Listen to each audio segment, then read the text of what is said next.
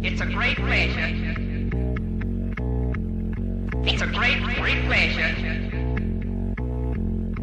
It's a great pleasure to have all of you here today. Did you know that cats don't meow to each other? They only meow to humans, and they learn to meow. Their meow. I thought you all might begin your tour here. Wow, I did not know that. It's made up, but also... It's not made up. They just meow to each other. I have never seen how a cat meow. Yeah. And you've been watching. I have been watching. I go to cat camps every day.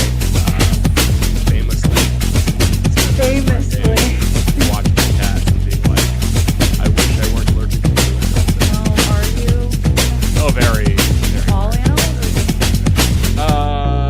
All Really? cats. Cats are great. Cats super bad. Most dogs. Yeah, those fancy ones with Obama. No, I have a...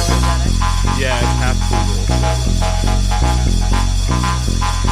Anyhow, welcome to 1999.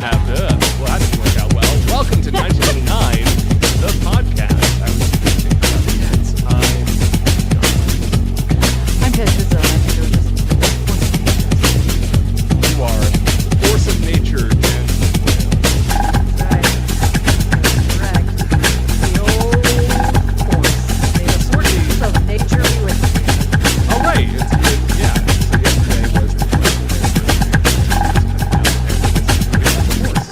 That's correct. totally planned. Today, as you may have guessed, we're talking about forces of nature.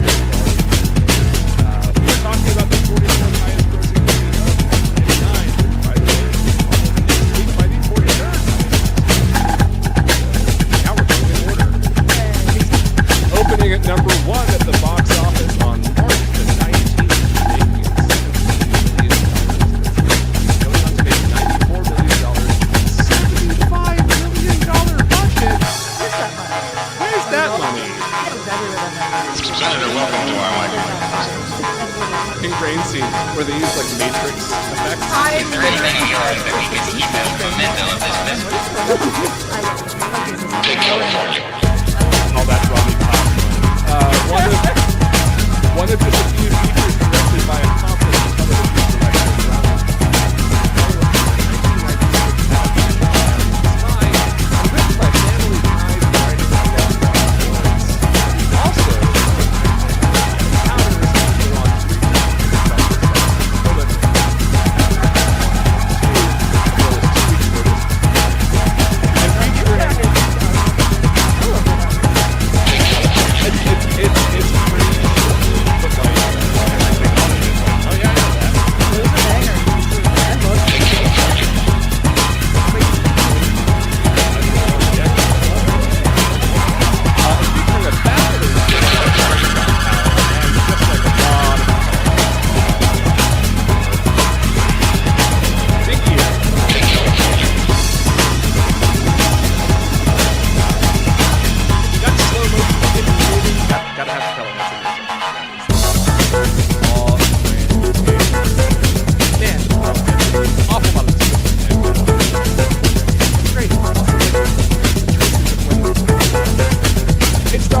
Sandra Bullock and Affleck.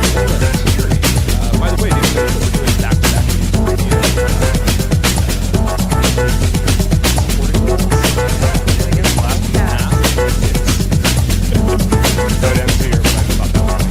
Steve Zahn, the late great podcast. Yeah. Richard Schiff, minus facial hair and hair on top of his head. Ben Affleck's then girlfriend is Gwyneth Paltrow's mom, Blythe Danner. Ronnie Cox, Janet Carroll, Derek Scott, Steve Hitler, and Ben. About a weird one, good one.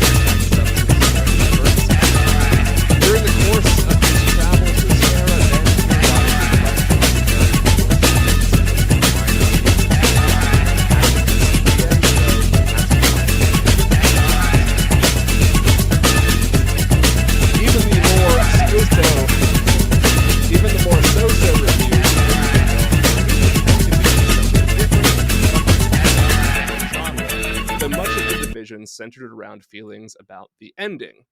But some critics massacred the movie and burned the evidence, including all three major Chicago outlets, the Tribune, the Sun-Times, and The Reader, whose Gina Fattore's review is titled Forces of Evil, and who wrote, quote, Forces of Nature, starring Ben Affleck and Sandra Bullock, was the highest-grossing movie in the country the weekend it opened. Thousands of moviegoers, I'm guessing a huge proportion of them female, wasted 2 of their precious leisure hours sitting through this ill-conceived attempt at romantic comedy. My heart goes out to each and every one of them. Petite, non-smoking SWFs on first dates with emotionally stable, financially secure DWMs.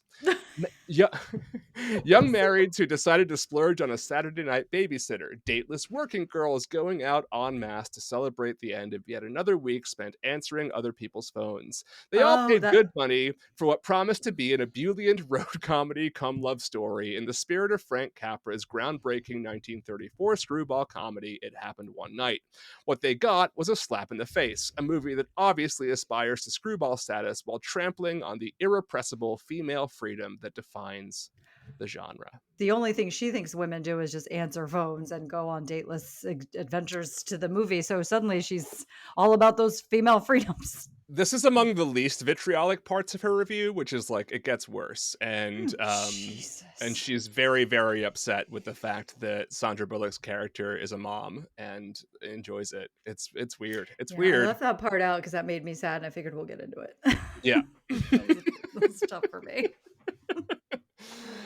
Anyway, joining us today is our old friend, returning for the 3rd episode. It's a 1999, the podcast record. No one's done 3 before. Is writer, scholar, cool person, Julia Sirmons. We were thinking about getting one of those jackets like SNL has. The 5-timer jacket.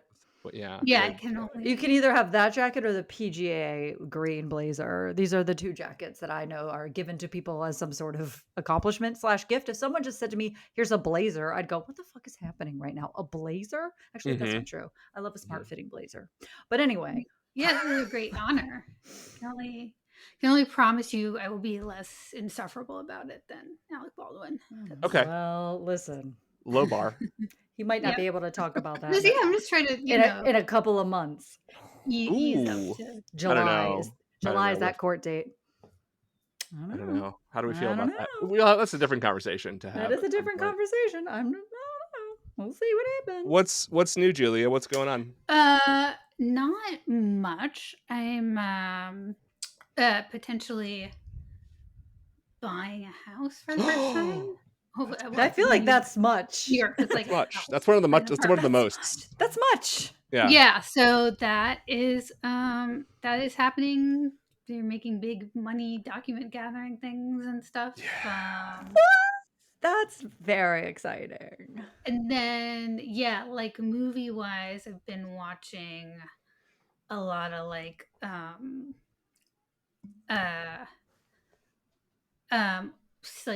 serial killer and what am I saying? Like the spoof or like the satirical takes on serial killer genre movies. Like Bodkin? Oh, that's a series though, isn't it? Bodkin. In like Natural Born Killers. Oh right. Okay. California with a K. And stuff like that. That's, so that's right, like California with a K. What I've been doing for work, and it's been like another little that's exciting. window into the 90s. That's a good window. I like that window. Yeah, it's fascinating actually. So this is an interesting movie. As we are winding down our final 3 rom-coms, I have to make a confession about this movie before we go any further. I hadn't seen it in a very long time, and in my head, this movie and the movie Bounce, which came out a year later, which also has Ben Affleck and a plane and a member of Blythe Danner's family and a plane, got mushed into one movie. And like little bits and pieces of it got Frankensteined around, and I was like, "This isn't the movie that I thought this was at all." And then it was very confusing. So I feel like a lot of my kind of rewatching of it was sort of shaded by like confusion and misremembered parts, and trying to like bounces of nature or forces of bounce? Which It one is do we very like better? weird that Ben Affleck did two strange, plane-oriented romantic comedies 2 years apart with a member of Blythe Danner's family. That's too Julia, many did you see coincidences. Bounce? Do you remember Bounce? I do remember Bounce. It involves lying about a plane crash, I think, and a death. Yes, yes, yes. Mm-hmm. Yeah. I remember them both. That's like kind of like oddball. Like, Yeah.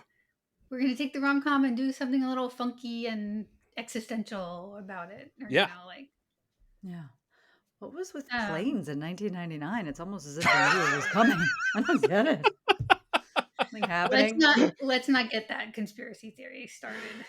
You Well, heard it we here, already folks.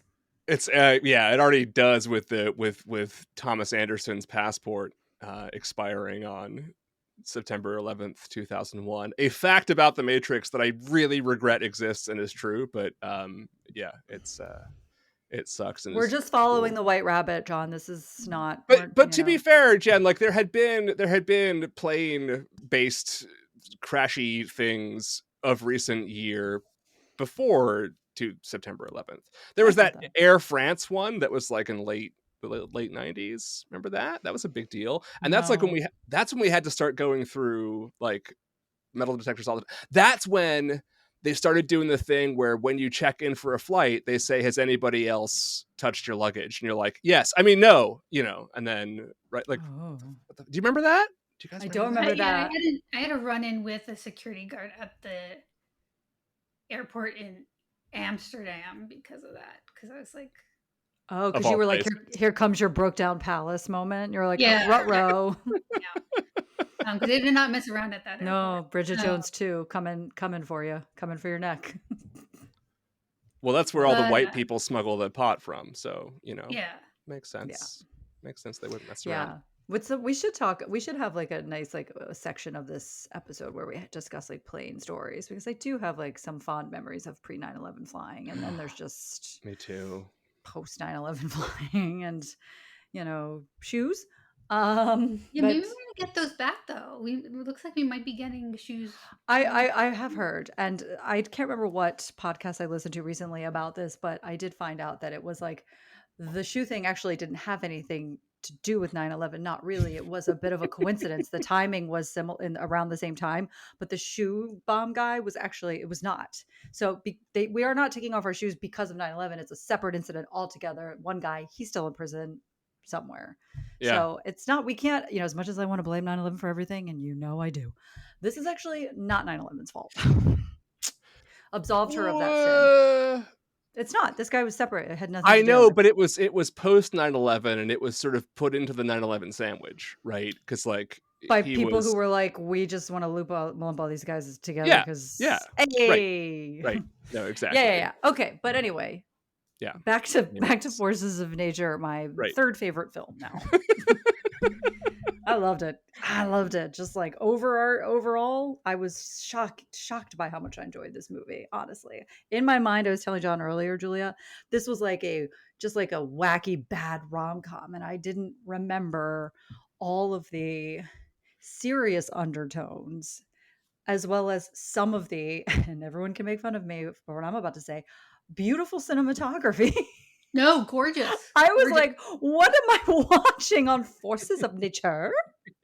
Shocked. So, no. Well, Julia, what was your history with this movie? So like I have to have seen it. There's no way I can't have seen it. Right. Because that's how I feel. I was in high school in 1999 in the suburbs. You went to the movie theater in the mall and you saw a rom-com. So I must have seen it, but the only thing I remembered about it was that bit on the plane where he's talking to Bridget on the phone and he's saying, "I love you more. No, I love you more." Oh my God, that was. And then he goes, "I have to stop. I'm making the guy next to me sick." That was the guy who turns out to be a complete asshole, which is great. Yeah. I love that whole scene's great. Yeah. So that was the only thing I remembered, and like I like you, I think I had a totally different. Expecting something to come in kind of more standard, by numbers, rom-com type situation, with the wacky free spirit. who unleashes the repressed man. But yeah, it's quite different and interesting in ways I was not expecting. Yeah, I do remember very clearly the poster of them leaning. Like Yeah. I that felt more familiar to me than the movie. I was like, I remember this vividly of hanging in a movie theater or seeing it wherever. That poster is very striking. But yeah, I mean, even like Ben Affleck, who is alternates between clunky and something else. Hmm. You know, not even in this movie, just in general. I was like, I'm very likable at times in this movie. Very Yeah, likable. it played into like, so he was very, I really don't feel like he found his sort of comfort zone with like the roles he wanted to play until 10 years later, right? Like I think now with the directing that he does, and like he makes roles for himself, and like I think he understands himself more as an actor now. And I feel like back then he was often, the Hollywood kind of shoehorned him into being the romantic lead or whatever, and like it never really worked for him. I think one of the things that really works for this movie, like one of the things that a lot of the critics said, was that there's no chemistry between Sandra Bullock and Ben Affleck. I agree, and I think that's what works about the movie so well, is because it does feel like it's something they're kind of forcing on each other. And Ben Affleck's kind of like weird, goofy awkwardness really plays to what this movie is trying to do. I think the kind of chemistry that they have, which they do have a kind of chemistry, it's just not like electric romantic chemistry, works really well for the relationship they create. But it's the whole time I'm watching it and I'm like, they don't end up together, right? Because I'm pretty sure they don't, because I think I remember that, and I'll be really mad if they do, because they shouldn't, because they don't have any chemistry. And yet Ben Affleck with Maura Tierney, their chemistry is like so warm and works really, really well. So like, yes, props to the casting. I think this is one of those movies of the Ben Affleck era, of this era, that uses him the right way and like played to his sort of awkward, kind of gangly weirdness. Yeah, I weirdly I thought that they had like a fair amount of strange odd couple chemistry. I mean, not to the point where I like to see when they did one sexy sassy scene, I went, no, no, no. Yeah. Yeah. And Yeah. that It's wasn't just because of her choice of lingerie. I don't know what they picked out for Sandra Bullock that day, and I said, "What is this unflattering garbage?" But yeah, I don't The know. waistline of the underwear I mean, do surprised we me. think I don't want to hop around. Do we think she borrowed that from one of the older women? Because that was like older women it was undergarments. Or very weird. It was a did she weird choice. also borrow the bra and the underwear from one of the older women? I was very shocked by that. I want to get Julia's take real quick on the chemistry thing, because Julia, as someone who is a scholar of old romantic movies and Mm. the heyday of good chemistry, um, Julia, what do you think about the casting and the chemistry and how it all played out?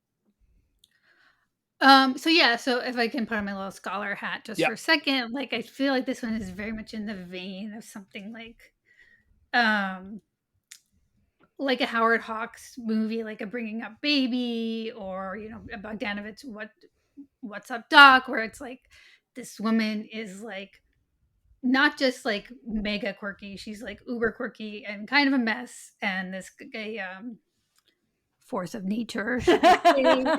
And you have this perfectly nice, perfectly sweet, put together waspy woman who you are going to marry, and she's going to figure out your life for you. Or you get swept into the tornado, right? You pick the woman who's gonna fuck your shit up, but is gonna make your life fun, and you're gonna feel alive. And I hmm think um they're kind of going for that there, but I think um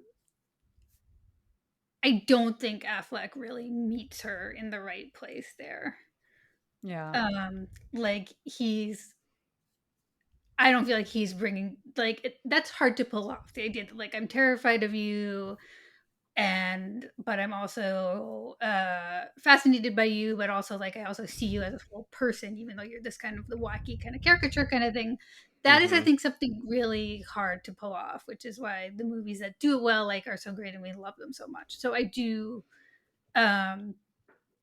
my I'm in agreement with John. Like I think like the chemistry does not work, and the chemistry with Maura Tierney does really work. And so like we learned a different lesson about life and how we choose our partners in this film than we would from a Hawks movie where the women are just like out of control but lovable.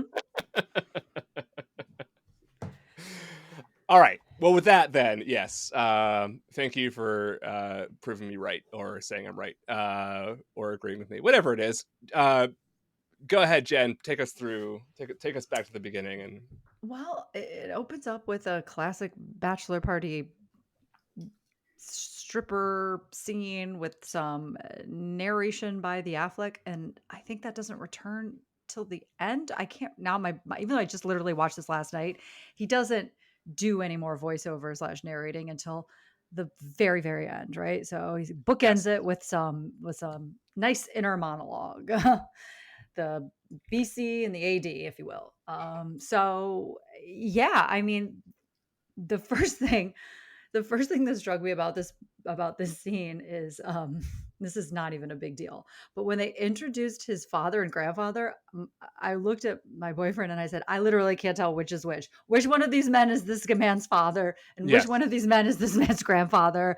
Until the grandfather collapsed, I was like, I'm gonna assume that's the grandfather, but as they were like I thought they were going to just like, I said, put these two men in a balcony and have them yell at theater performances, for God's sakes, because like I literally, and I know that is a small thing to focus on, but I couldn't stop thinking about it. I was like, which is which? yeah, Which is which? yeah. And my only complaint so far is, not enough Steve Zahn, but never enough Steve Zahn, in my opinion. And I guess we're kind of in it. I guess we kind of understand that this man is perfectly excited about his wedding until every 10 minutes someone is telling him in various ways how absolutely horrendous marriage is, with the grandfather being, honestly, that was I loved that scene in the hospital. I know it was incredibly mean, but I had a little guffaw. Guys, what did you think? When he said that the grandmother looked like Tolstoy, that did get a laugh out of me. What an oddly literate reference to like make to this guy who, I mean, I guess also he's a writer of blurbs, but he's a blurbologist, so he knows what Tolstoy looks like. I do think Ben Affleck was strangely very good in that scene. He's like, Grandpa, no. Yeah. But you loved her. And he's like, no, never. Not a single second. And that's all it takes for this seed to be planted, and then steadily in some sort of weird marital Final Destination style, like throughout. Well, but then also Steve Zahn is like, this is the last time you're ever going to see boobs. And he's like, okay, well, whatever. So it's every scene he almost magically meets people who tell him that marriage sucks. Yeah.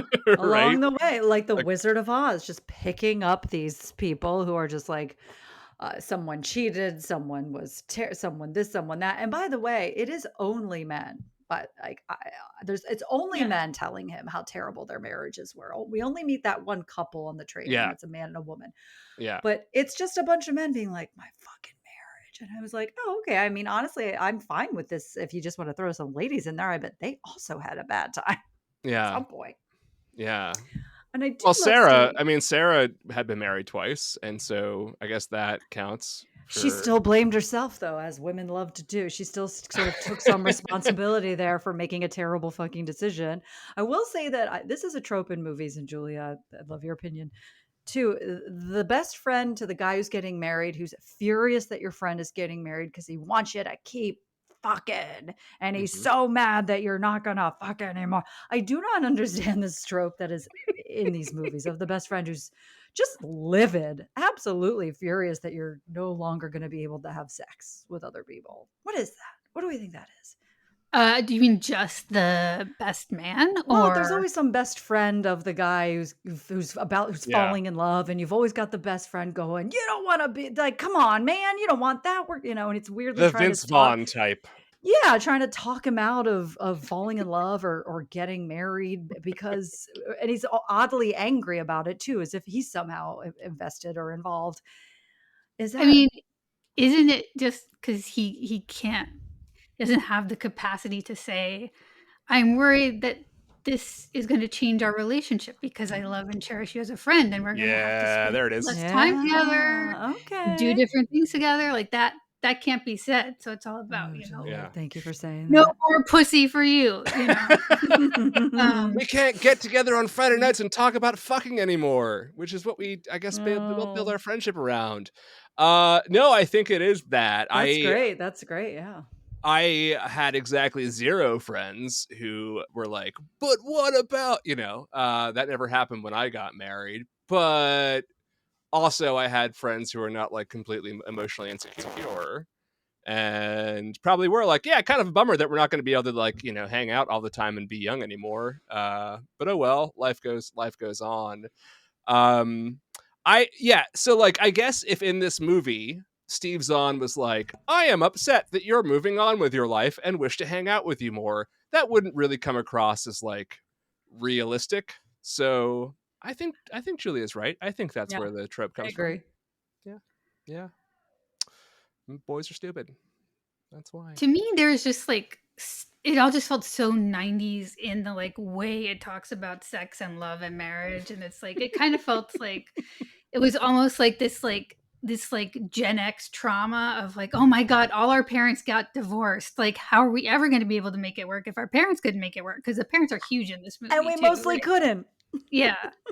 And also specifically the problem about marriage being like you'll never get to see another person naked ever again. Like that is the Well, the internet hadn't been invented yet. Had they known that they just had to hold on for another 3 years, they'd have their pick of the naked litter. Ooh, boobs as far as the slow download can see. I don't know. I guess relax. I think like one of my issues with this movie, like the only thing that really like keeps me from really loving it is that it actually does say something about like the way that we should think about marriage, and it casts all these people being like, marriage sucks, like, you just, it's a few years and then you're all miserable, and it's in, and casts all those people as the cynical ones that you're not supposed to identify with, and then has this very sort of like at the end has this very like positive, again, like healthy, balanced view about what marriage should be and is. Yet it holds back on that for so long that the whole time you're watching the movie, you're like, what am I supposed to be like? What is the movie actually telling me? Because the way that it sort of does the ending, and I like that it sort of it's kind of a surprising ending, that it does kind of buck that trend, and doesn't give you the ending that maybe most movies like this would give you. But because it sort of holds back on that for so long, I spent so much of the movie being like, does the movie think that marriage sucks? Or like, you know what I mean? Like, is that the message of this movie? Because like, that's still what I'm kind of getting. And then at the end, it's like, oh no, it's actually a very lovely message about relationships and marriage. But like, it took for the whole movie to get there. And so I felt very awkward watching it the entire time, like not knowing what its thesis actually was, if that makes sense. Well, I guess I felt like there was a bit of magical not I guess magical realism, but just a Yeah. lot of No, everything that definitely. kept happening felt clearly otherworldly. And I know we're It's going to say 100% magical realism. these were That's forces exactly of what that is. nature, Yeah. but um what I thought was interesting was we're introduced to Affleck on the night of his bachelor party, so we really don't get the sense that it just goes from seemingly quite sure and excited to, I guess the only hint we have is that he hadn't written his vows yet, so maybe we're supposed to understand that that indicates something, but otherwise, and maybe it would be too predictable to go, we meet this guy as he's kind of questioning things, and now he's nudged along further by all these various outside sources, but it did seem rather easy for him to suddenly be like full-blown panic and questioning his decision. Because as we meet him and Bridget, they seem very lovely and happy. And I remember thinking, aren't they a cool couple? I Yeah. want to hang out with them. What Yeah. the fuck? And no one's got a light on in that apartment. And also, we can't find a light in that hospital. That hallway couldn't have been darker. I said, I've been to a hospital. The problem with hospitals is that they're too bright. Too bright. Now, Yeah. so anyway, yeah, it was just very odd to watch him quickly be like, so absolutely panicked. I didn't get it. I was like, oh, okay, I guess maybe he was blurbing that somewhere and we just weren't invited. I know, to me, it just seems like this kind of like bizarro take on the whole, like, oh, rain on your wedding day is bad luck. Like we associate all these. Well, I believe that's other way around. Julia. Other way around. Yeah, it's actually good luck, but it's also ironic, Good luck, as Atlantis but famously ironic. said. Right. Oh, excuse me, sorry, ironic. But like we take like there's all these like signs and symbols, and like if this happens, it's good for your wedding. If this happens, it's bad, and stuff like Right. that. So I think like when you end up in this like crazy, catastrophic multi major weather event issues before you even get to your destination, your venue, is that like, is he thinking like the spirit, the forces of nature are telling him, don't do it, buddy. Every time we got to say it. Yeah, it honestly felt very biblical. We got, all sorts of things, hail, fire, I guess hurricane, slow motion matrix rain. Slow motion matrix rain, also sent from God. Like it was very, very, end of days / just end of this relationship, something. Yeah, and I honestly felt like every single person in this movie that we met, even briefly, they did a very good job of setting them up as these specific characters. Like, crazy guy smoking pot. We only spent a few minutes with him, but we got everything, and he was giving us just enough. Like even the guy on the airplane who, somehow, as Greg pointed out, commented on Sandra Bullock's butt, even though she was coming down the aisle facing him, but somehow he clocked she has a nice ass. I said, Jesus, okay. I thought they did a very good job of painting like full pictures of these wacky weirdo characters that we met along the way. I don't know. I loved this movie. It might have been because my bar was so low, but I loved it. A good like you're saying, it's a good looking movie, and like it good sense of characterization, and then also very good uses of place and locations, and that little like Mexican sombrero south of the border. I've been. Yeah. Have you guys been to south of the border? No. This is a very real place. Everything that you saw there. I mean, I actually drove my car from Maryland to Los Angeles in like the early 2000s. And in late 1999, I actually drove from Maryland to Florida, and I stopped at south of the border. So, I mean, I had, little did I know, I was paying an homage to my future third favorite motion picture, but it's exactly like that. It's a real weird place. I hope everything is still there, but I don't know. It's been a minute. Yeah, a lot of great kooky, colorful. Yeah, it's very strange. Location. South of the border in South Carolina. Who could have predicted? So I was very confused. I'm like, are they in Mexico now? Like I was like, what a weird detour they took on this. It's the border, I think, between South Carolina and Georgia, I think. Yeah, or it's North Carolina and South Carolina, because that's when you're reaching the South. It's one of those two. I finally figured it out when I looked it up somewhere, and someone was like, and is that like when I see those bumper stickers that say south of the border, is that what that is? That's what they're talking about. Okay. This feels very exciting that we're all fine. Honestly, why isn't that at the Mason-Dixon line? That's Is the it? border. That's where the South begins. I'm a little angry as someone. Is it like who's a right Chuck below E. it. Cheese for grown-ups? Like, what is it exactly? It's like a whole town? It's like, a rest stop, but they turned it Okay. into like the smallest of. It's not even an amusement park. I mean, there's the crazy sombrero that, if memory serves, you could go up into, kind of like a Okay. giant McCheese. Yep. From from the old McDonald's playlands. May they rest in peace. May they Mhm. rest in peas. Mhm. But and there's little rides and obviously garish gift shops and restaurants. And as far as rest stops go, which I love a rest stop, it's pretty fun. Wait, so Yeah. Julie, have you been there? No. Okay. No. Guys, it's time to get in the car. Let's take a roadie. Let's It's take a road trip. Yeah. Road trip to south of the border. Mhm. Yeah, it makes way more sense See now. if I'm we like, oh, can- they're still on their way to Georgia. Okay, I got it. Yeah. I got it. They're close. They're getting See if we can close. find ourselves a condo. Yeah. Oh God bless. Yeah, some timeshare MLM scheme we can get roped into. So yeah. So I don't know. Like, should we just keep going? I guess chronologically. Sure. We usually bounce around. We do. So we're We already have. grandpa slash father. Yeah. Keels over, delivers an incredible rant about not getting married or whatever, or, not, or at least marrying the woman that you want to marry. How much And his wife repulsed him. absolutely repulsed. And God bless them. They could have showed us a hideous picture. They stayed away from that. They kept it very classy. I did like when Affleck was like, "Grandma was good looking, right? You know, and like he knows." I thought he was really strangely good in that scene. It was very low key, but it was Yeah. kind of funny. Yeah. And then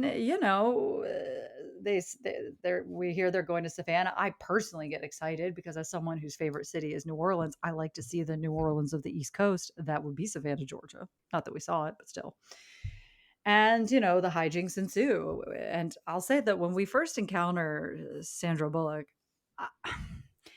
is that the guy from the original Roadhouse, by the way, that she's making out with, her husband? The guy with the frosted blonde His name is tips. John Doe. I think it is the guy from Roadhouse. That's not a real name. That's a body. How do you know that? What if that's where the name comes from? I think This he's guy. I think he's a nepo baby if memory serves. But Yeah, I'll look it up. that kiss, that's some kiss. When she licks his chin, that is some kiss. Yeah. The open mouth kiss Yeah. on the chin from below. On the chin. It's just Although they did have more chemistry than Affleck and Bullock, but still.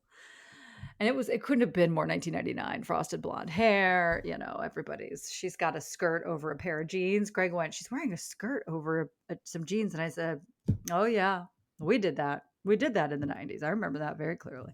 Mm-hmm. And, obviously she sits next to him and because I don't know, I got focused on the wrong thing. I was trying to figure out which Apple product he was writing on. I needed to know. I needed to get my bearings. I was like, I don't know. The plane scene was great. When they called it a crash, I said, what are we talking about? They just kind of went off the runway. What I didn't understand is how that incident shut down the whole airport and then including apparently every other airport in the area. Because I thought to myself, why can't they just go to Newark? Or were they at JFK or LaGuardia? And if so, go to the other one, or Newark, or maybe Albany. Like, there were answers that were not getting to this Geo Metro or whatever with the stoner guy. I did not understand how that shut down. He does say at one airports. point, I don't want to get on another plane today. Oh, that's right. Right. His fear. Well, there's also then, but still. And Sandra can't afford another plane, I would guess. Is that the idea? I don't know. People kept finding money, and I don't know where they found it. If she wanted to, she'd find a way. Her character. That's true. There. Well, here's the plane story that's like that literally took place in like, I don't know, probably April or May of 2000. So close enough. When I lived in Los Angeles, I got dumped by a guy that I had been seeing, and I was heartbroken. This was before I had my car. It's fine. The guy sucked. It was before I had my car. So I didn't have enough money to fly home. I was going to just fly back home to Maryland and drive it out. And I called Southwest on a payphone. And I got to some woman who was very nice. And she said, if you can get yourself to Phoenix, I'll just meet you at the airport and I'll give you vouchers for the rest of the way. It was $80 to get to Phoenix from Los Angeles. And I said, okay. And she just met me at the gate and said, here's your vouchers. I feel like that's not happening anneanymore. Oh, no. Oh, yeah. Oh, no. So I flew home cross country from Los Angeles to Maryland for $80 in the year of our Lord 2000. That's pretty cool. She just felt so sorry for me. I said, thanks. Mm-hmm. Anyway. I had a friend in middle school who him and his family went to Disney World over like Christmas break or something at one point because the flights from Boston to Disney World or to Florida were $15. And the reason is because there was a print ad in the newspaper. I know these are all words that children don't understand. A So print ad in the we've lost the newspaper fans. that misprinted the price from $150 to $15, and the airline had to honor it. So they got the $15 tickets, and Oh my god. even in 1992, this was not much Yeah. money at the time. No. So yeah. Do you remember, not to get off on a tangent, how you could like use a credit card to get like a cash advance at an ATM? When I moved to Los Angeles, I like ran away from home. I didn't tell anybody. I stole my mother's credit card and I got cash out of an ATM with it. Everyone's making a face. She deserved it. And at the time. And I bought a plane ticket at the counter. Kids, do you guys know what a counter is? Oh God, we've lost them again. You could buy a plane ticket at the airport. Can you imagine that? I went to the airport and bought a ticket, and my physical paper ticket, quite thick, lots of bits and bobs involved. And I think I flew to Los Angeles for $200 the first time I got out there. Wow. Now, I paid her back eventually. Julie, do you have any good airplane stories? Yeah. Did you steal from your parents? Well, I have a free. Yes, but not. Thank you, because everyone had a look, and I went, "Uh oh." I'll edit that out. It's okay. What? No, I had.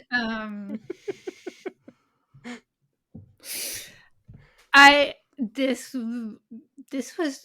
is probably 2002 or so. Oh, so post 9/11. Interesting. All yeah. So but it was like pre me having like international phone plans or whatever. Oh, yeah. But I was visiting my like best friend who's doing her study abroad in Scotland.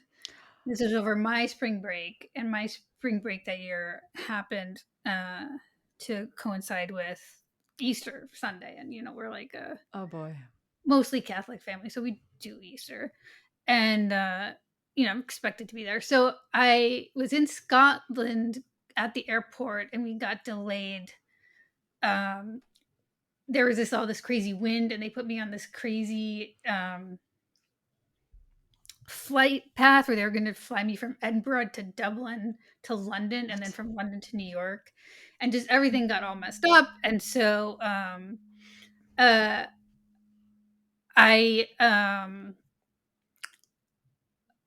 had to get I had to stay overnight in Dublin and get a new ticket going home for Easter Sunday the next day, and stay overnight in Dublin. And like, I was not a particularly having my shit together type of person in my college years. So for whatever reason, it didn't occur to me that I could, send an email and say like, hey, coming home tomorrow. No. Didn't have international calling. And so they thought you were dead. Didn't know what happened. And then like it worked out. The flight got there. I took the train from New York to my parents' house in Connecticut. I could walk from the train station to our house. And then I just knocked on the door Easter Sunday, and it was like, she is risen. They were like, you're here. You made it. We didn't know what happened to you. So it'd be even better if the whole time you were like, I'm just not sure if Jesus has risen. And I've decided he hasn't. And I'm going to go march to my family, and I'm going to be like, Jesus has not risen. And that was your journey. And then you get there and you're like, he has risen. It did take you 40 days and 40 days. In Dublin. Dublin, as I like to call it, the Baltimore of Ireland, and they love that. Do they? When I went there, I was like, I kept saying, "Does this seem like Baltimore to you guys?" Yeah, like That's Manchester. It's the Baltimore of England. It is also Manchester too, as well. Like, try to get a bar after 10 there, you can't. Anyway, back to planes, trains, and automobiles, and geostorms, and strippers, and cars you can buy for $150. What? Mm-hmm. We meet the stoner guy whose wife cheats on him. Bummer. And then we end up in the craziest holding facility / jail / cylindrical. former grain silo jail. I couldn't make heads or tails of where Is that a Sandra. real police thing? Like, What was it? I feel like it looked, it looked like a grain silo that they. Just FYI, if a bomb goes off, everyone come here. It's a shelter. It felt crazy to me. And when they walked outside, I looked at it and went, people are working there? I know we were just inside, but this seems It's so chaotic. weird that it like has to be real, because like no location scout would be like, that's gonna be our police station. Like, Yeah, they wouldn't like build a set just for that one scene. I guess they might. I don't know. $75 million, you say? Could have are gone you to from a that. place in America that has police stations like that? Is that a thing? Have you ever seen that before? I've never seen it. No, It's the but weirdest I thing. believe it. Yeah. I buy for $1 that there's Well, a let's police think about station. this for 1 second logistically. They leave New York. How long do we think they had been driving when that happened? Because it had to have been, that didn't feel like New Jersey to me. So they had to get down the New Jersey Turnpike, which, if you're familiar with it, and I bet we all are, try to get a bathroom break. I dare you. 20 miles between every exit. Get Mhm. a dipe, live that dipe life. Now, it's like you're an astronaut going to confront your astronaut man you've been cheating on with, put on your diaper. But anyway, I got the sense that we were like somehow in the South, the deep South, when they were arrested. But given how long they had been driving, they couldn't have been that far outside of, and once again, yeah, I'm focused on logistics. They couldn't have been that far outside of New York. Maybe this was Maryland. I'll I take don't it. know. We'll take that. Seems like a weird Maryland thing. Maybe Virginia. Definitely Virginia. So I don't Also, know. the cop was like trying to get them out of there. He was just like, okay, Yeah, you why just were they resistant? yeah. Yeah, I thought that was funny because Sandra Bullock brought her like sassy street smarts. I've been through this before, not my first rodeo getting busted for pot. But like she also has the wrong idea, whereas like innocent Ben Affleck being like, whatever you want, I'll say whatever you want, let me go, whatever. And he's like, yes, just say you don't know this guy, and had no idea there was pot there. And he's like, fine. And she's like, we haven't been Miranda'd. Lord. And I like that. I mean, it was again like one of the ways that this movie like kind of sneakily keeps kind of upending the expectations and the tropes is that like in a lot of movies it would be the sassy street smart weird lady who's been arrested a bunch of times who like gets them out of that mess. And in this time it's like no, it's just this cop who like doesn't want to do his job and just wants them to leave by saying the thing they need to say to get out of there. I like that scene a lot. That was really funny. There's also the like in a post-COVID / still COVID world to watch her smoke a joint, as the kids might say, like to share it with a stranger. My whole Yeah. body just tensed up watching her do that. And then it's the late 90s, or definitely not anytime recently, when there's like supposed to be a romantic, she's blowing smoke out of her mouth and we're supposed to like, and they focus it on her lips and that's supposed to be sexy. And I just went, ew. Yeah.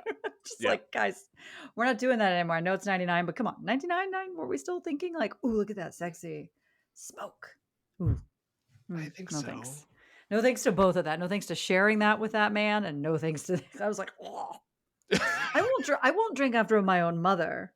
So no. Wow. Okay. I won't share beverages. All I imagine is all the backwash is disgusting. But anyway. You know what? Julie, like thoughts on sharing marijuana cigarettes with strangers on the road? Did you have a visceral reaction, or were you just like, that's fine? I didn't love it. Yeah, like I would also probably. I mean, I don't smoke weed, but so I don't Neither think do I would. I would do either. that. But it was more the like. It's more the being in the car and the driving part. That's that the stressed me thing. out. Yeah. That's more it for Yeah. me. Wait, Julie, do you have kids? You have kids, right? I have one coming. Wait, what? Yeah, we're using a surrogate, so it's not that's here so now, cool. but it is out there now. Congratulations. That's I don't know. I'm gonna say congratulations. That's very exciting. That's exciting. Yeah, sorry to take us off. No, That's okay. awesome. How No, it's awesome. how long until it arrives? November 17th. You know what? I want a healthy baby, but I kind of hope you get like a Halloween baby though, Because I think 17 days is okay. I don't know anything about babies. John, you've had 3. One of Can you mine's do? November. My first is November 23rd, so it's a good like time of year. You can have a spooky baby. That's well, very exciting. anyway, well, congratulations. Do you know what sex it is yet, or is that going to be like? We don't. Okay. Do you not want to? We totally flipped on it. I wanted to know, Okay. and my spouse did not. And you can know by now, right? Because it's like 3 months. Oh, you can know like Yeah, it's got within genitals, minutes. baby. Yeah. Oh, you can. I don't know. Yeah. And so then like he kind of talked me into like not wanting to know. Okay. And then he changed his mind. Okay, so somebody knows somewhere, or you don't want to say. Well, I mean, like, so they implanted it as an embryo into the surrogate, so Sure. it was already knowable at that time. Oh, that's so interesting. Now I have 100 questions, but they don't. It is a really fascinating topic, but I have bored people with the details of it even in non-podcasting social situations. So Yeah. if you want to know about it, I'd be happy to talk to you about it. I don't think that's It's boring. so interesting. No. I don't know who would think that's boring. So now you've both flipped, or he flipped and you're still on. Now you're back. Now you're on the other side. Is it like you've been? Now we are both in a disagreement. So okay. No, I don't want to know, and he does. Now, sex reveal or whatever you want to whatever. Those are obviously dumb, but I bet like in a scary way. But I bet just like a gentle way is kind of fun. Yeah. I don't know. Like the cake thing, I always thought was so neat. I'm like, that's fine, cutting into a cake and inside of it's whatever. Yeah. I think I just like cake. But I always burning down a forest is not as good. Yeah, we don't need to like hire like a plane flying overhead that then immediately crashes. Not sure if you saw that video. I did. But I do kind of find the cake thing to be a little bit charming as far as, feels very somebody French. wants to know what a sex is. It seems kind of a delightful way to do it. And then everyone gets cake, Marie Antoinette. Well, you've got 6 months to figure it out. I think I might change my mind at some point. But I mean, a surprise would be very cool. That's got to be cool because part of it is like, although there are specific things you have to prepare for, like that's the thing, like the cone thing when boys tittle whittle and you got to stick the cone over so they don't pee on you when you're changing their diaper. Now I've heard of this. There's like a little cone you get when you're changing them because they run the risk of peeing just like on you while you're changing their diaper, and there's a little apparatus you just sort of lightly place on them. Is this what is this podcast? This is a podcast about nature. This is going to segue into what I want to talk about next. Very okay. All I'm saying is I guess there are reasons why you do kind of have to be a little prepared for one direction or the other. Yeah. That's very persuasive evidence that you just gave me. Oh my God. I'm sorry. I promise I wasn't trying to, but I do know there might be some things you'll need to have. I'm excited for you.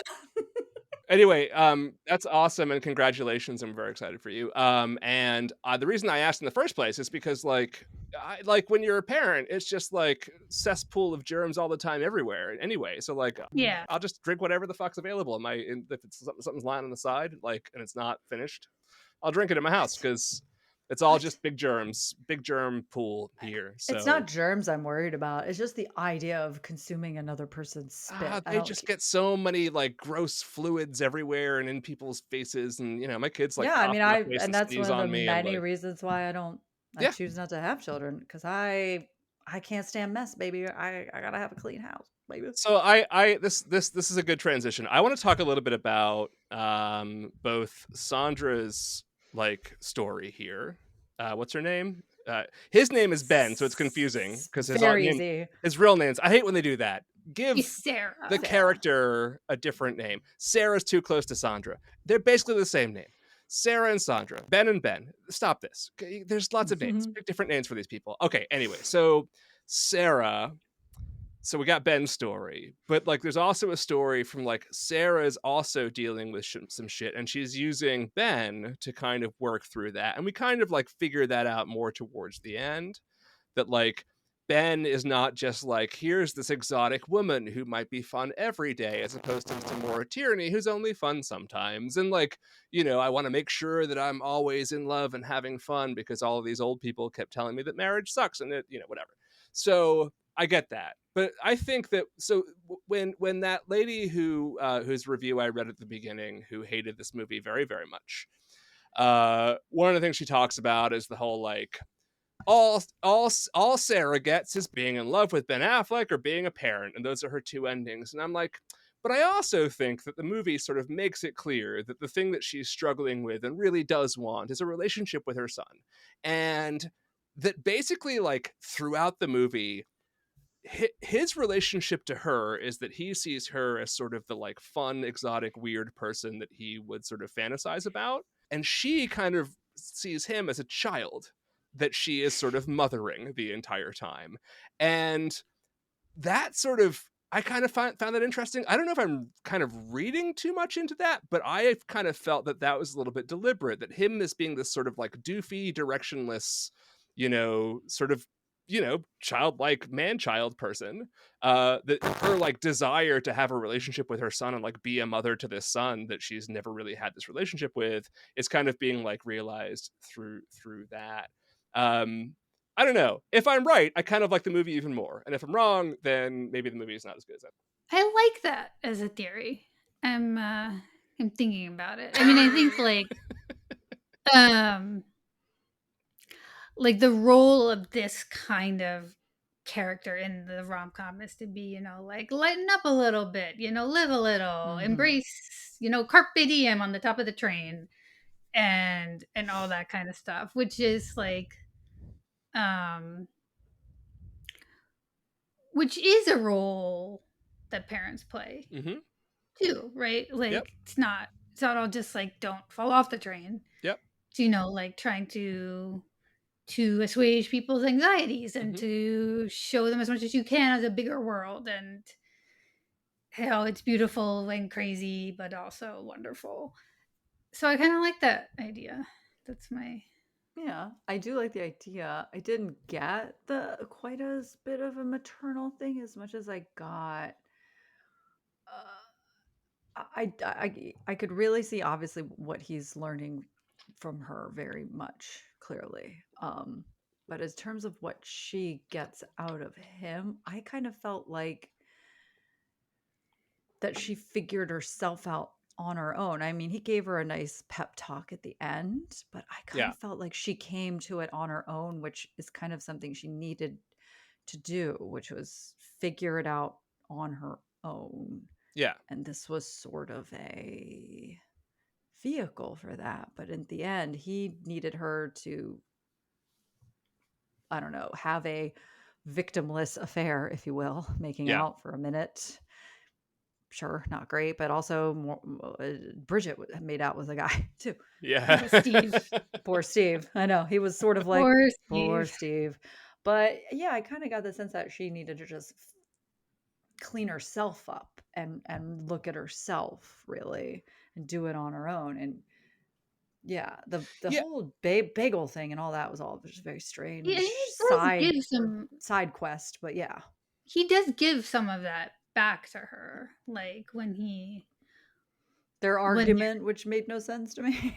Yeah, but I mean, like, I think he's actually right when he says like you take up with men, like you could have anybody and you take up with men who are kind of like losers or not worthy of you because you feel like you can control them or you're expecting disappointment or something like that. Yeah. And then he does the really obvious thing, like when she's having this breakdown about not getting the $25,000 from the bagel shop, of just saying, like, your kid doesn't need 25 grand. You're like, right. Your 10-year-old kid needs you to be there and to be with him in his life. And for me, I found that actually kind of moving because it's like for her, the money is like, I can give him something that makes up for the fact that I haven't been his primary guardian and that I've been a fuck up in the past. Like if I have something concrete and material to give him in that way, that is my absolution. And what he's saying to her is just like, no, you just need to go be with your kid. That's it. Yeah. And I think that's kind of what I'm saying is I got the impression, like, when I'm trying to see the movie kind of through that character's lens, as opposed to, because it's mostly centered on Ben, right? He's kind of the main character and she's sort of the like secondarily main character, right? But it's really told, it's like his story through his eyes. As I'm trying to like watch it through her eyes, like I'm thinking like, what is she getting out of this? Because it doesn't feel romantic, right? I guess that's part of the whole chemistry thing, is that it never really feels romantic, but it does feel that she really does get something out of being around him, and the thing that she seems to get out of him is that thing that she's like wants the $25,000 for, right? This sort of ability to like nurture somebody or something, I don't, like whatever it is, like to like make somebody's life better, you know, in some kind of meaningful way, and like that's really what she wants with her son. I liked the fight scene because it actually did make a lot of sense. I felt very like I had this pent up frustration at that point. I was waiting for them to kind of blow up at each other. And I do think it was a good way. It felt very real because it just sort of felt like they were both these incredibly frustrated people who want, and obviously like what they're yelling at each other is like more about them than the other person. Maybe kind of was shoehorned in terms of like where the moment is, but I actually liked the actual nature of the scene itself. I liked the scene. I just thought like these people are either just they must be very, very, very, very good at reading each other, because what they pulled out about each other, we didn't witness this behavior that they were able to make these leaps about. The argument Yeah. resulted in two people doing some very good reading of the other one, but I was like, I know I'm pretty good at reading people, and some of the things they threw out, while probably accurate, I couldn't have told you where they got it based on Yeah. what we saw between the two of them. A few hours in Kmart, maybe they're, God, I love that scene. Obviously, the big K. You know, maybe there was some more talks that we missed, but boy, I gotta tell you, when I saw that big K, I went, yeah, I'm home too. I'm also home. Now, I don't recall there being a 24-hour Kmart. I think that this is a liberty that this motion picture took. In my experience, at least with my local Kmart, now closed, RIP, 24 hours. Maybe that is like a big K thing. I know there's think it 24-hour is. Walmarts. Yeah. I Okay. think there's 24-hour Kmarts. I think there News probably to was. me. I mean, that was a great scene. They had the most chemistry in that scene, and they were just Yeah. funning around and stealing. Yeah. Yeah, I was gonna say like overnight in the 24-hour Kmart was like teenage 1999 Yeah. Julia's like idea of heaven. Yeah. Like, what Yeah. could be more fun? Hiding in the like circular racks as a kid in like a Yeah. department store and just being like, I'll just wait here. And then I'm sure it'll be just like today's special. Doesn't Sarah Sandra actually refer to it as heaven, like when they arrive? I think she does. When She she kisses the the ground as she- beautiful, yeah. Yeah. Yeah. Although I will say Big K, I kind of wish it was a classic Kmart. That was my only gripe. I was like, this feels too modern for me. I wanted to see the classic Kmart sign, but again, that's not a big deal. John Doe, back to him real quick. So I did look it up. He indeed was in Roadhouse. Mm. You are correct. He's also one of the founding members of the punk band X. Oh, was that Billy Idol's band No, before it that's was Billy Generation Idol? X. That's that Generation Generation X. X. Okay. X is a different band, but they were a punk Okay. band in the early 90s. And his real name is John Nomanson Doshak. So He looks good. John Doe is actually sort of a shortening of his last name, but like it's his punk. I don't know why I thought he band. was related to somebody. I know he's a Nepo baby in Roadhouse. Yeah, no. But he was on the TV show Roswell as well. So there you go. Looking good. Yeah, he doesn't look like that anymore. But anyways, so that's the John Doe story. So Maura Tierney I think is great in this movie as well in a very, very limited amount of time. And I'm curious to what you guys think about like the way her story is told. I do like the stuff with what's his name, Steve, right? The scene where he starts singing Phil Collins to her is hilarious. Oh my god! And he does, and it goes on for just the amount, just the right amount. He does a whole. He's like singing it to her. He's standing behind her, and he's like singing. Yes, and she is giving these like God. super annoyed looks, and it's a great her. scene. And like the facial expressions. It was great. The facial expressions you see her give as he's singing like to the back of her head are just like incredible work. And I then know, it's like it's pretty good pitch wise until the end, and then it gets all like emotional, and it sounds terrible. Oh, it's perfect. Like yeah, again, David Strickland would have been a great talent. Very sad what happened to him. This movie yeah. was released posthumously. Jesus. Well, Um, partying with Andy Dick, I of think all what we get people. from her, and I think what that story does, right, is like that she is not the grand gesture gal. Like she doesn't want someone who's gonna be like throwing himself at her, like singing Phil Collins to her, all of that shit. It's kind of weird. Like I'm not really quite sure like what they were trying to tell us about the character. I think effectively they're just basically saying like the person that everybody's telling Ben Affleck to be with this like grand gesture that he's trying to make with his vows is like not what she wants. I think that's pretty effective. I think it could have benefited from fleshing out that character and exactly like what she sees in him a little bit more, and maybe it was a little too like truncated. But that's one of the things that people complain about in a lot of the bad reviews. So I wonder what you guys think about that too. I just liked how somehow she escaped a southern accent. I went, what? That This is woman that is is interesting. this Yes. woman is from Georgia. Her parents are just like sweet tea on the porch all the way, mint juleps right as it hits 5, and she's literally like New York, and I'm like, oh okay. I don't know. I couldn't tell. I, I couldn't. Maybe they explained it and I missed it, even though I thought I was watching the movie pretty closely. Was he just an ex-boyfriend? Like this felt like high school boyfriend, maybe, or college boyfriend that they never got over the parents. Okay. Yeah. Yeah. I mean, he was cheesy all the way. There was just nothing there. I don't know if they were trying to. I think they were trying to say, look what your life sadly could be. You definitely don't want this life. This is what you would have to. You'd be saddled with if you Yeah. didn't get out and never left. This is your, with your weird bridesmaids, except for the one woman who's from New York, I guess. I don't know. Yeah, that just felt like a Ghost of Christmas Future if you sliding door style made a different decision. So I don't know. I couldn't tell what his purpose was unless it was to get them on equal footing by having them both make out with somebody. So There it is was that okay. too, which is It sort was of okay, I yeah. guess. Yeah. Yeah, I really appreciated the fact that she is like not a bridezilla at all. Like she seems just extremely chill about the whole thing. And like even when the storm's coming, she's like, he's gonna get there, it's okay. And like um she, just kind of very slowly starts to unravel a bit as like just disaster mounts upon disaster and Mhm. like the champagne falls over. Mm-hmm. The storm scene was great. The commitment of everyone to that party. I mean, at what point do you say, "Oh, I think they'll understand if we don't go," right? But literally every The party string guest shows quartet, up.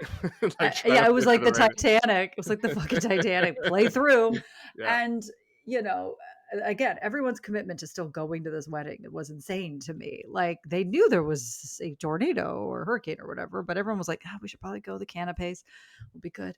And yeah, it was great that she was not like her parents. It's clear everybody came from a wealthy family. It seemed like Ben's parents were also pretty comfortable, and nobody seemed to be an asshole. Well, she seems to go on a similar trajectory eventually. Like that she's cool, she's opening her ugly chip and dip gifts and she's Yeah. like taking it all in stride, but then she's with her parents, right? And her parents seem to be this perfectly genteel you know upstanding Southern gentry type couple. You've Mhm. got Danner, who's Blythe Dannering all over the place. She's Gosh, she's great. putting all the hydrangeas all over the Oh, place. she's She's just great. on It's top of very Steel everything. Magnolias coming at you hard and Um, fast. Shelby? and um, and then like there's her parents' little discussion about politics too, which is interesting. Oh, But the Oh, the Clinton thing The is Clinton so thing funny. I Yeah. was yeah, a real 10 out of 10 moment for me. um, and she she starts to have a loss of faith when she finds out that her parents are separated Yeah. and they're not um they haven't told her about it, and we're just putting on this facade of this big elegant family wedding. And so I think it's like it's this is why it feels very like Gen X to me. Is it's like it's these people who feel like they know what they want, they feel like they love each other, they feel ready to commit, but then it's like, oh my god, our parents. If our parents couldn't figure it out, how can we ever be expected to figure it out? And like that is what kind of like drives each of them to like go a little bit astray, even though they're eventually reunited. His parents have a very interesting and like kind of grounded, goofy relationship that feels very like authentic, though, and like. Yeah, it's interesting because the movie like presents his parents as fine. They kind of just don't think about being married too often, and then when they do, they have this like weirdly sort of snarky exchange between the two of them. But it's all very sort of like in good fun and loving. Whereas her parents are painted as being like the perfect Southern couple, but really there's a disaster behind the scenes. You know, again, like it's this movie's kind of whole thesis that I think it basically it thinks that a lot of people's marriage sucks because people kind of suck and like they're just in it for the wrong reasons, and that's not marriage's fault, it's like their fault. And I think that's kind of interesting. You don't see that as a thesis in a lot of romantic comedies. Most romantic comedies don't really think about marriage at all. They mostly deal with like they fell in love and then ... the end. It's never about what happens after the beautiful ending where they all kiss in the rain and whatever. Like I just think that's really interesting, and I'm not sure this movie is not perfect. Like this movie, a lot of times I was like, I think this is a fucking mess. But again, it takes so many like new approaches and does so many different things and breaks down so many of the tropes that I really admire it for taking those swings and doing something new. And 25 years ago new, but you know, they haven't made anything like it since. So to your point, I wish I had written it down, but I forgot to. But the last voiceover that we hear him do at the end, as opposed to the beginning, is a quote from. He just calls it like a 1600s bishop, a bishop from the 1600s. Yeah. And actually, I wish I could remember it all, but it's essentially something like life without marriage is more beautiful, but it is also sort of less blessed in a way because you share the joys and burdens of life, and it comes to a point where even the burdens themselves are joys. Yeah. And like I just thought like that's really quite, now that we're talking about it, it's almost like quite radical for a 90s rom-com to end that way, with the idea of just like, yep, we're cutting to the Hawaii part, but there's going to be great sorrow, and they will find a way to dwell in this sorrow together, and that will have its own beauty. And it's like, this is pretty intense stuff, you know. The quote is the first quote listed on the IMDb page under quotes. And it is Bishop Jeremy Taylor says, "Marriage hath in it less of beauty but more of safety than the single life. It hath more care but less danger. It is more merry and more sad. It is fuller of sorrows and fuller of joys. It lies under more burdens, but it is supported by all the strengths of love and charity, and those burdens are delightful." Yeah, I agree. At first, though, I was like, when he's like, "It reminds me of a quote." Am I reading one of my students' papers? What the fuck? What are we doing? What, like, don't say that. I get PTSD when everyone's like, it's like this one quote. I'm like, God damn it, don't. Yeah. But still, it's a good quote. It was close enough. 1600s bishop. Yeah. Probably from the Church of England, I have to imagine, because that was sounds already very Church of Englandy. It was already happening. Somebody had already gotten their big divorce. Hopefully, it didn't turn out to be a witch burner. No, we weren't doing that. My people weren't doing that. We were very busy being cool and accepting. We were not doing that. We would cut off our ladies' heads if we didn't care if they weren't producing an heir, but we weren't burning any witches. King James was the head of the Church of England. Let's not forget King James, witchfinder. Anyways, but aside from King James and other, no, COE, a lot of witches being burned, but we got over it quickly, and now we're cool. So there you go, Episcopalians forever. Sorry, Julia, I know you're Catholic, and now we're just, you know. Well, okay, so this is like the weird part is that I'm Catholic on my mom's side. My dad's family, to the extent they were religious, were Southern Baptist. Oh God, okay. Mm-hmm. And so when it came to us finding church, for us to go to when we were a family, we ended up going to Episcopalian church for basically my whole That's the childhood. way to do it. It is very, very high angle. Yeah, like, yeah, yeah. Lots of bells Yeah. and smells. Yeah. Mm-hmm. Lots of, like C.S. Lewis Hell reading yeah. groups. The yeah. whole jam. It Yeah. was fun. It's good stuff. We got C.S. Lewis. He's one of us. So yeah. Anyway, I like. Can I make a couple gripes? Can I talk about the things that I really dislike, or just are sort of like, what are we doing here? So the music choices, a lot of the times, I'm like, what? This does not belong. So we talked about the propeller heads being just way too much propeller heads. Ease up on the propeller heads. Look, I love Faithless, Maxi Jazz, R.I.P. But like, we don't need it in this one particular scene. Music choices are very, very choicey in this movie. The cinematography is uniquely not rom-com cinematography, but it's also like what I would call like Matchbox 20 aesthetic. I heard a lot of people reviewing this movie being like, yeah, this looks like the kind of music videos that Michael Bay directed in the 1990s. And I'm not sure that works. A lot of it was really beautiful, but a lot of the times I'm just like, this just feels like a very weird 1990s music video. And I'm not sure. I don't know. I think I was pretty pleased with it. Just for like, oh my God, it looks like something. I think, yeah. It has like some kind of point of view on the world that's like consistent and has, something to say about the story. But I think Matchbox 20, you can't deny it. You can't totally deny it.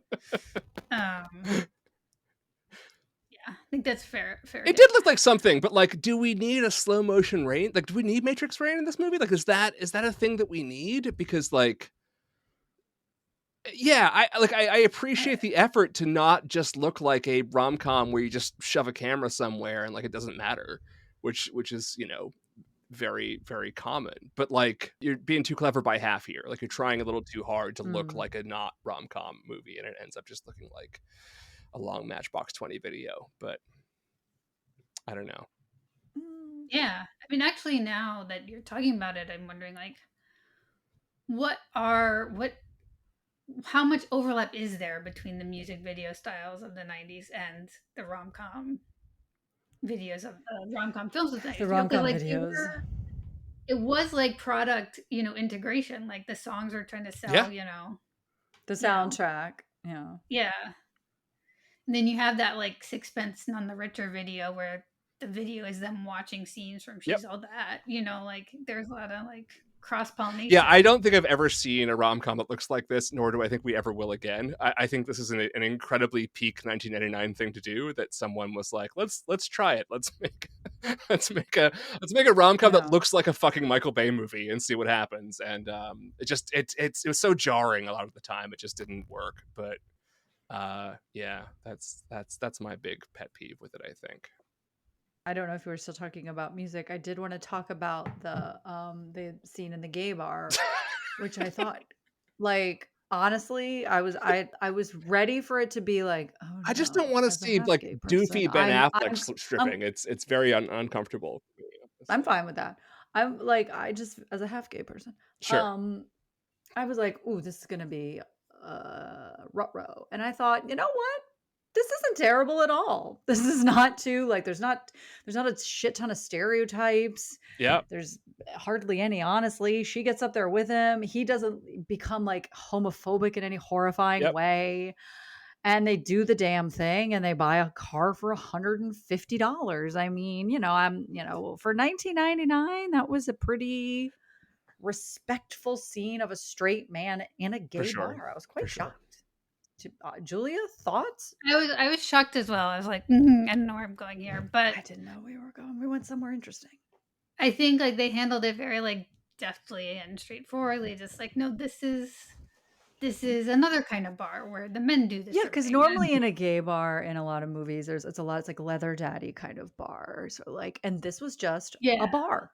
It was just a bar, and that's part of the reason why I don't think Ben Affleck clocked it immediately, because there was like this I'm going to assume a stereotype of what, and not even a stereotype because some gay bars do look like that. But I think that's primarily what we've been fed is like, oh boy, it's yeah, everybody's shirtless and oily and leathery and weird. And this was just a bar. And I liked that too. He's not panicky in like a gay panic. He was panicky about getting naked in general. It had nothing to do with gay. He's clearly terrified. And I think the way she kind of like helped him along. Does the strip club yeah. for him. I thought it was great. That was a really fun scene. Like she like opens the shirt and then she like turns and looks at them and like and then he gets really into it. Like at some point he says like, I don't even like to get naked in the shower. And you're like, well, Ben, come on. I found that so charming and I thought it was such a great it was a good scene. Great performance by Bullock. What is it? There's something recently where we're like very impressed with the lack of homophobia. I can't remember what it was, but like the second movie in one of the movies recently that we've been like, oh, no, that's actually not bad for 99. Oh, actually, no. It's when we're talking about Dave Foley and like the way that he's characterized in Blast from the Past, right? Yeah, and Blast from the Past. So I mean, yeah, he does also like live and he's from New York City. Exactly. So he should have. He's probably seen many a gay man. He's not from the sticks. At one point, they say Ben's from New York. One of my other gripes with the movie, it's very long. First of all, a rom-com should not be 2 hours long. That's a problem. You got to stick to like an hour 40 at most, right? With these kind of movies, 2 hours is indulgent when it comes to a movie like this. Was it it's 2 hours and or like an hour 50 or something like that, but too long for this kind of movie. I forgot Steve Zahn was in it until he shows up again at the end. So that was criminal. That was, I feel just like if they'd cut out 20 minutes, then the Steve Zahn character would like make more sense. But once he shows up in the hotel, I'm like, oh, right. Steve Zahn, you're his friend from before. I forgot you were here. And I enjoy Steve Zahn. So are we to understand in that scene though, like that they just leave Ben Affleck after offering him a ride? I mean, this was now again, they left after they got mad, but I don't know. Also, I guess my only problem with that scene is they were like, we're going to eat really quick and then we're going to go. We'll meet you in 15 minutes. I said, who's eating in 15 minutes? You're going to sit down, you're going to order, you're going to eat your meal in 15 minutes? I don't think so. Logistically, I had a problem with that. I also had a problem with Ben Affleck following through with the doctor role to the bitter, lucky end of that scene. I went, sir, you better let somebody know you're not a doctor. What cover are you trying to not blow at this moment? Who cares? It was very strange. Yeah. And he looked at Sandra Bullock. He gave her such a look. And I want to go, well, you could have said at any moment that you're not a doctor. This is on you. It's very weird. I think that scene went on a little too long. Yeah. Like that was the one that they could have cut down a little bit. Although I did love every inch of that hotel decor wise. Oh my God. Julia, I want to talk about Sandra Bullock too. What's your feeling about Sandra Bullock now that she's had a career of, three decades? Yeah, I think I definitely was more of a Julia Roberts. She was sort of the edgy fan. Julia Roberts, the alt Julia Roberts for a while. Yeah. Yeah, and I think I was despite my best efforts at the time, in no way edgy at that point in my life. So maybe that was a different choice for me. But if you when I go back and watch this, and if you just look at this incredible career, incredible longevity she's had doing something basically with these sort of core characteristics and this kind of core template for her star persona. I mean, it's amazing what she's done and the longevity she's had. But then I don't want to sound I don't want to beat a dead horse, because I think a lot of film Twitter is people our age mourning the death of the movie star. But that was just basically my whole first reaction to this movie was Sandra Bullock, my God, they don't make them like this anymore. Just incredible. And the way she can use her body and her just that scene where she's dancing with all the old Sunlight incredible Seekers. dancer. Yeah. Just amazing. And just she's doing the dancing well, but she's like delivering, she's like dopey and sweet, and every expression and every move of her body like conveys some other aspect of the character, and it's just so she's just I was just blown away by her, and like most of my notes are just like, oh my god, Sandy, what are you I doing? know. And this was after her finest role, which was, of course, Practical Magic. I think we can all agree that. What was that, A lot of 98, people go, 97? that was Okay, 98. yeah. I mean, coming in hot. You want to talk about two sets of hair I wish I had that I will never ever have because I was not blessed with thick hair. I remember watching that movie, the hair envy that I had watching Practical Magic could never be described. Where But does Hope yeah, I mean, Floats fit in this? Is that's the next Harry year? Is that Khan. 2000 or is that Is that 98? much I later? don't I think it's much thought. later. I don't No. think it is. I think it might even have been earlier. I mean, she had she had such a hell of Yeah, a run, and again, one of my favorites is also The Net, but yeah. she's doing Hope Floats is comedies. I also mean, The Net 98. is So my 98 is both Hope Floats yeah. and Magic. That's a flawless Yeah, rom-com. I wish that was 99 so we could talk about it. She's doing rom-com. She's doing thrillers. She's yeah. doing action movies. She's gonna do a horror movie. It's like it's insane. Comedies with Sandra Bullock. There's nothing. She's gonna do Bird Box. Yeah. We're gonna watch her in a be blindfolded for an entire film. That's also fine. But like, yeah, you're right, Julia. What a like the star power. And I do miss movie stars. Are we and now is it influencers? Is it TikTok? Like what has replaced the movie star? Is that it? Did TikTok kill the movie star as video killed the radio star? Like who would you say is like a movie star now? Someone in their 20s or 30s. Is Well, like it someone who's a movie star in terms of like they have a brand, people know who they are, and they can open I guess I mean the a word movie. brand maybe Like makes me depressed, but like I guess Timothée Chalamet, I think, is really maybe the only Timotei and like maybe Zendaya. Yeah. These are the new movie stars. If you because she's got a lot of. She's not done a comedy. I mean, Timotei hosted SNL, and everybody was like, "Holy Yeah. shit, this kid's got it." Yeah, like, and he's to me, he's like got a kind of interesting looking. He's got a kind of like idiosyncratic, Yeah, vibe, and he also translates on this level and can really bring in. and he's bring in a big mysterious. Like he Yeah. is not. He doesn't give you that access that like a lot of people. The big movie.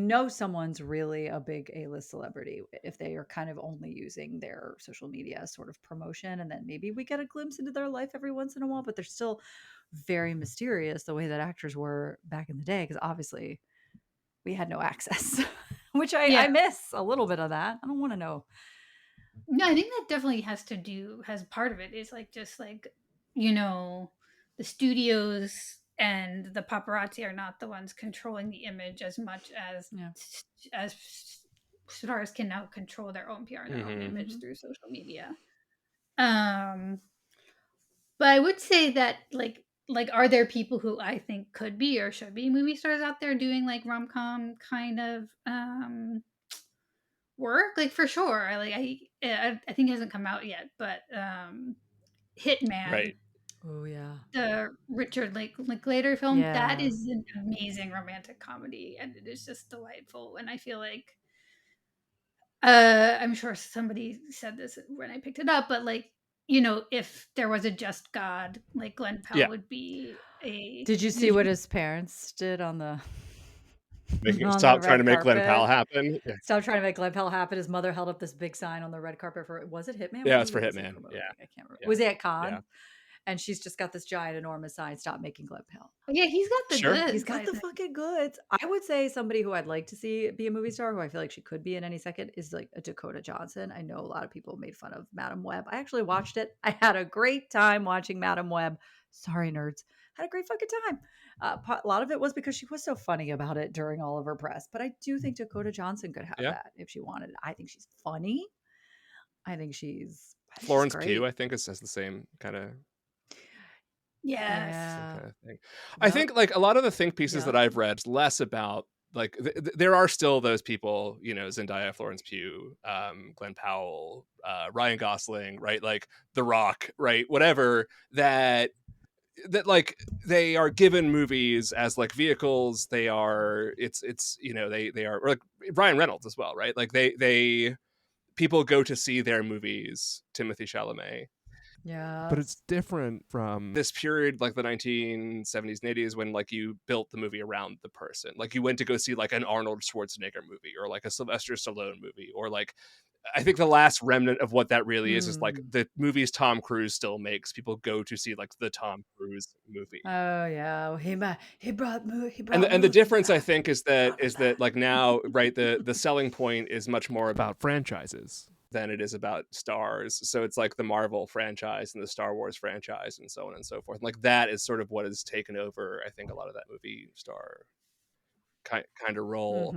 But I do definitely remember, like, as I'm watching this movie, I don't think if I watched it in 1999, I would have, I knew that Sandra Bullock was great from like Demolition Man, right, and like Speed, but I don't think I would have appreciated quite how good she is, even and especially in this movie, without the later oeuvre of stuff that she did and the way that she like expanded the kinds of roles that she played, and kind of all over the place, and still like held on to like again that sort of Sandra Bullock, what Julie was talking about, like the Sandra Bullock like character that she would often come back to. But then you also look at a movie like Gravity, and it's just this like mind-blowing ability, like the ability to just control an entire movie like that for 2 hours.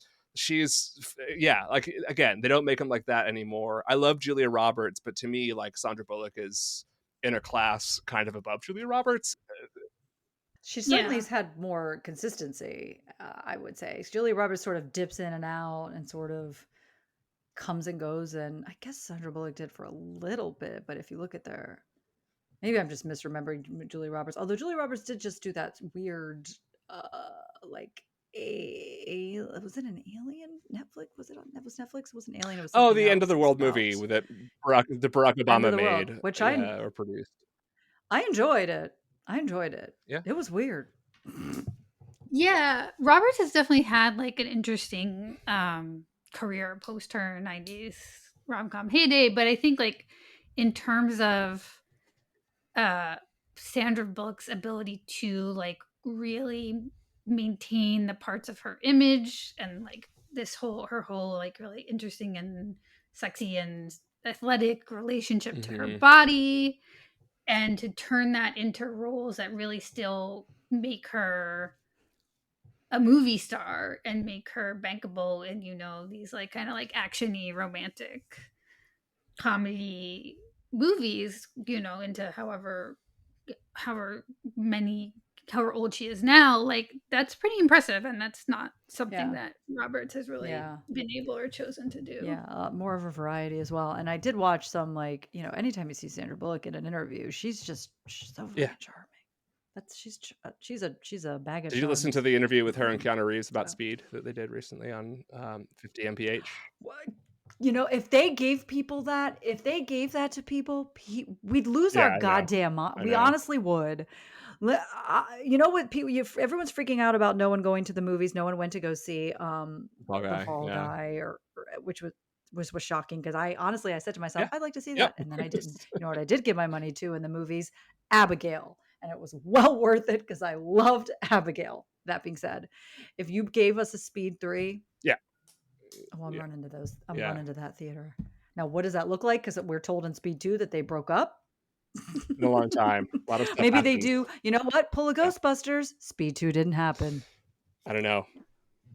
Pull a Ghostbusters. Speed 2 didn't happen. What are they on? We've obviously done a bus. We've done a boat. We can't do a plane. It's 2 9/11. Left. The information superhighway. A scooter, one of those little razor scooters. Hoverboard, city bike. Speed 3.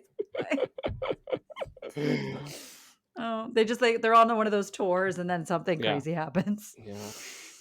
They have Segway tours of DC. I welcome them. Come on over, guys. We should wrap up. I just want to like make my final sort of conclusion about this movie is that my final thought, Jerry? Which is that, like, the problem with it, and it's a fundamental problem with the movie, is that what is good about it only works because of what is bad about it. And what's bad about it is that as you're watching this very long movie, you get the impression that it's a movie that it's going to follow through on the traditional rom-com ending, that it's a movie about how much marriage sucks, that it's a movie about how you have to like follow your heart and like go with the person who like lights your soul on fire, whatever, and all the things that it's not. And it drags you along that path for so long, and then surprises you in the end with what is the right ending, even though lots of critics were like, this is the wrong ending. I'm like, no, this is the absolute fucking right ending, and they got this 100% right, and it redeems everything that came before. But you can't know that until the end, and it's until you get there, everything that comes before it is kind of like icky and weird. And so it just is like, it's a problem structurally with the movie itself that cannot be resolved. I still think it's pretty great, and I think it is every review that I read, I'm like, this is not what this movie is, and I think it's much better than this. But I will say that like the process of watching it, because you are kind of building to something surprising, can be really icky and like and a little sort of all over the place in terms of its like its ideas and tone. But I feel bad about sort of thinking that way about it, because I'm so happy that it's like doing something different and original and unique, that I want to love it wholeheartedly. But that's my gripe. That's my Julia, final thoughts. Jerry Springer's done. Yeah, I mean, I found this more interesting and found more to like in it than I was expecting. I think what we were talking about earlier, which is about the lack of chemistry. I think specifically the fact that it doesn't build to that like sexy level of tension where he actually seems really conflicted when she's in the bathtub and he's on the water, but you know, like that that they can't quite make the chemistry work on that level. Makes the stakes feel a little less than they should, when the choice that ends up being made, and which I think do come to believe is the right choice, it would have stuck the landing a little bit more for me. But I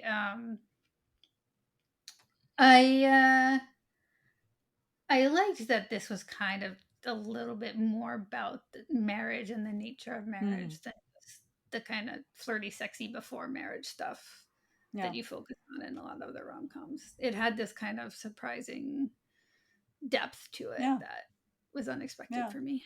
I would agree with that. I was very shocked by the depths of this motion picture. I honestly felt annoyed that we were supposed to believe they might be a couple. That's my only gripe, is that, you know what, why don't you just take that out? We could have removed that altogether and just had two people with their own problems, he struggling with getting married and her struggling with her child, and they don't even have had to have been at all a possible romantic couple. They could have just been having their problems. Because at the end, by the time they're sitting outside of the wedding, I got the impression that they already knew they were not going to. No, she didn't want to be with him, and he didn't want to be with her. That it was almost just like they already knew it. No one was surprised by that, I thought. But yeah, I really liked the movie. I thought, someone who didn't have a great mother, not about me. That particular part, I was like, at one point, I must have had a face because my boyfriend goes, "Are you okay?" And I was like, "Yeah, I'm fine. I just, bad mom stuff is hard." But yeah, they didn't. Yeah, I really was surprised by how moved I was watching this movie again. I made it personal. But yeah, I don't know. I kind of thought it was lovely. I would describe this movie as lovely. Yeah, was my overall word. If I had to pick a word. One thing you said there made me sort of rethink something entirely, which is that I also really like that Sandra Bullock is not presented as just the like super sexy object of temptation. That where they kind of work best and where their chemistry is most obvious when they both just kind of think the other person's like kind of cool, and they like friendly and they have that sort of like Yeah. spark. And yeah, like I've been there before, right? And like I've had those very like short relationships with someone, like, you know, when when I knew that this is like not a person that I want to be with forever, but like, you know, kind of wishing that I did want to be with that person forever, because like I do just kind of like being around them and they're very cool and weird, right? And like I think when you put that into this particular situation where they are both very much in this sort of like transition moment of their lives, I feel like the movie did a very good job of not overplaying that, and like and that they are not just like constantly at each other being like oops, you know, which a lot of other movies maybe would have done. So anyway, good job, guy who wrote a bunch of episodes of Family Ties. You know what's funny about you saying that is that for some reason the algorithm fed me the final scene of the last episode of Family Ties today, including when they're introduced for the Yeah, last I time remember it and well. everyone's Mhm. clapping for them. I remember it. I mean, I remembered it and I said, "Oh, I gotta watch this. I gotta watch Alex P. Keaton shaking his Yeah. family's hands and then coming back and hugging them." And so I don't know. Today, I guess it's just a big Family Ties day for me. Never a bad time for Family Ties days. Yeah. Hearing you say that, John, I was just thinking about the moment where he's telling her about his job writing, you know, Blurbs. content for book jackets, Blurbology. descriptions for books, and he's telling her about the one he's most embarrassed about the lady archaeologist. It's a book about a lady archaeologist, and it's called Me and My Pharaoh. And the line that he's so embarrassed that she wrote is a line which Sarah remembers perfectly, which is like a scintillating tale of an erotic mummification. And honestly, Right, that that's the would line. get me to read a fucking book if I'm honest. And the idea that like she recognized and loved that thing that he thought was like the very Yeah. worst of himself Yeah. is a really nice touch in terms of like, okay, we're not really right for each other long term, but like I like this weird something thing really about you. Okay, great. Thanks for recognizing that. And what word it was like, I almost went with something, but I ultimately went with scintillating. And for some reason, when she said, I have that book, I clocked that delivery as very, very good. She's like, I have that. That's why I bought it. And I was like, I was moved a lot. Now look, at my days from my period, yeah, I'm going to factor that in. But I love But it. I believe you, Sandra. I really do. Okay, let's wrap up. It's getting late. Let's see. We got to ask you a whole new kind. Oh, I know. What is the best movie that you've seen this year? Or that came out this year, not that you've seen this year. What's the best movie of 2024 so far, Julia? I'm trying to remember what's released in 2024. I guess I would say La Chimera, which is an Italian movie about grave robbers in the 1980s. Sounds like a scintillating yeah. Mummification. Mummification. Exactly. And it's just about this British guy who kind of like hangs out with these Italian tomb robbers, and he has these like special talents to divine ancient artifacts, and he's missing a lost girlfriend, and it's very much a character piece and a piece about this town that has all these ancient ruins in the 80s and 90s, and Josh O'Connor's a lead in it, and he's fantastic. He's everywhere right now. He's booked and busy. He is booked and busy. They saw him in The Crown and they said, give it all to him. So wait, is he speaking Italian, or is this part? He speaks a bit of Italian, but his character is also kind of a strongish silent type. So because he can't speak Italian, maybe he does an okay job in my somewhat expert opinion. And it's just like beautiful and atmospheric. Sounds lovely. Is this not something that just lay people? Can John and I find this somewhere? Where can we find this? It kind of did a run in like art house cinema. Okay, so maybe I'm sure it'll be able to be streaming soon. Can you spell it? Kind of like Chimera. Oh, chimera. Like a Yeah. chimera. Yeah. Oh. Oh, I know what a We chimera. call it chimera in modern Italian. Okay, well, you know what, Italy, I'm so sorry to do this to you, but over here in the United States, we call it a chimera. And yeah, just like mystical and atmospheric and really charming and beautiful, and yeah, I'd say that's my favorite so Cool. far. Okay, wait, isn't a chimera? That's not when you like absorb your own It has a 91 Metacritic score. Damn. twin. Isabella It's good stuff. Rossellini. I wouldn't lie. And Holy mackerel. Yeah, in humans, a chimera is a person who has cells from two different sources. I'm a chimera. I was like, I know this word. I did that to myself. I had two different cells in my body because I ate my own twin. I was hungry. So yeah, I was like, chimera. I know this word, and I'm like, oh, you dumb bitch. In the womb. Okay, She I'm didn't very eat her excited. twin like 91%. in lifetimes. No. Not it was, yesterday. it was- You can watch it on Amazon Prime for $6. Julie, I'm Is it very worth excited. $6? Thank you for this It's tip. really like it's so like beautiful and magical in a way. Look I that saw I just- images and I'm like, That's beautiful. look at that. They're giving me Yeah. an old school. Look They're at giving me an old old school look at poster. Yeah, Josh this is O. what I Look want. at that. This is what I want Yeah. again in the world. Give me a. I mean, this might even. I hope this was not made with AI, but give me an illustrated. I feel like they're film trying to do the poster. Bring 'em Josh back. O'Connor This movie is- star thing, trying to make that happen. I feel like that's I think it's happening. I mean, look, he's the only person who could make Charles attractive. Oh, and they Dominic West. and he was young Charles in The Crown. Yeah. Yes, but they Uglied really him up. That uglied is him true. up enough for me to go, oh no, thank you. They almost gave him like a little like Yeah. Quasimodo. He was real hunched over. And I said, Yeah. Charles, the like- Charles that I know and hate does Yeah. not have that. Well, Dominic West was like I'm a very attractive man. What do you want me to do? Like, how am I supposed to make myself look ugly? What, like, give me, I mean, they, just a violent part and Yeah. ill-fitting teeth. All right. Okay.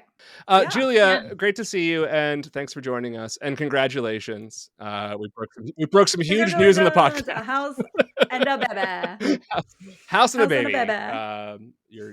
You're living Ben Affleck's dream Yeah, life yeah. now.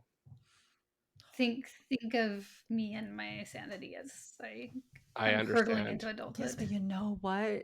I don't know if you celebrate Christmas or not. I heard you say your family's Catholic, but who knows what's going on. But boy, oh boy, that's going to be a nice first Christmas. It's fine.